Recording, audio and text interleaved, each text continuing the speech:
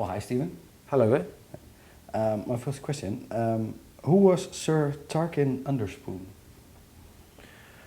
Oh, well, the first music I made as Porcupine Tree, way back in the late 80s, in fact, early 90s, was kind of a joke. It was kind of an imaginary... Well, actually, I remember getting together with a friend of mine who wasn't a musician, but he was a big music lover, and he had a very big collection of 60s and 70s music. And we used to listen to a lot of that music, psychedelic music, progressive music, space rock, and all the stuff from that era, classic stuff from that era. And we had the idea one day to create a kind of fictional band that could make that kind of music in a kind of nostalgic way. And but except I would play all the instruments, and I'd use a drum machine and overdub all the instruments and the vocals and guitars and keyboards and stuff. And so what we did, the first thing we did, even before a note of music was recorded, was we wrote the history of this fictional band called Porcupine Tree. And we came up with silly names for the various members. And what kind of bands did you have in mind when you were working on that concept? Well, actually, the band that kind of inspired the idea was a band called the Dukes of Stratosphere, which was, you remember the band XTC? And they had a very similar concept. They had an imaginary psychedelic band called the Dukes of Stratosphere. So we were very inspired by that idea of like a real band creating an imaginary band within the band.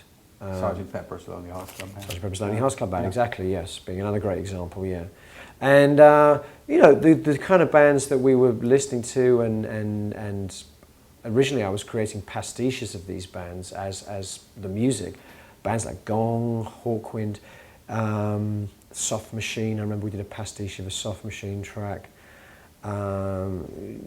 Very obscure bands, because I mean he collected very obscure vinyl releases. I remember a band called Quintessence we were listening to, which is a very obscure late 60s, early 70s British sort of, I don't know how you describe them really. They were kind of they were kind of into all this Buddhism and stuff, and they made kind of weird psychedelic music. So those kind of bands, you know, really underground bands as well. Yeah, okay. And then, yeah, this story, I think it pretty much kept going for a few years, am I right? When I was just releasing cassettes, like do-it-yourself cassettes, kind of perpetuated the myth of this band. But I think from the point of the first album onwards, the first album was kind of like a collection of the best moments from these cassettes.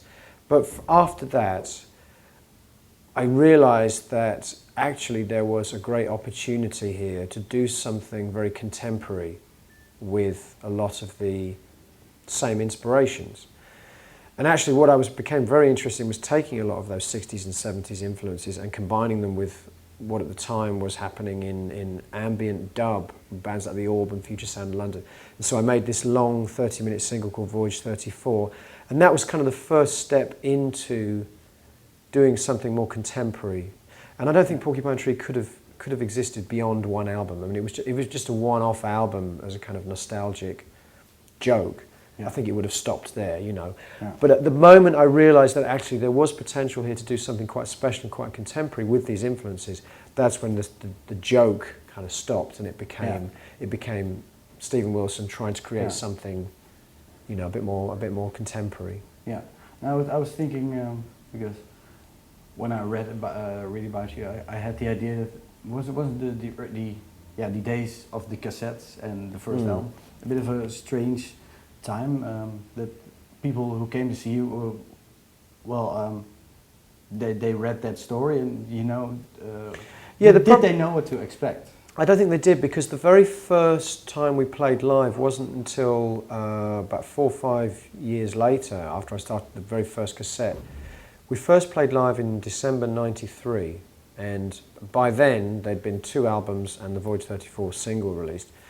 Most of those, all three of those releases, I think, just credited the music and the writing to Porcupine Tree. So I don't think people were quite sure what Porcupine Tree was. Was it a solo artist? Was it a band? Who was in the band? What was the lineup? And that was kind of fun, because people were turning up not really expecting, not knowing what to expect.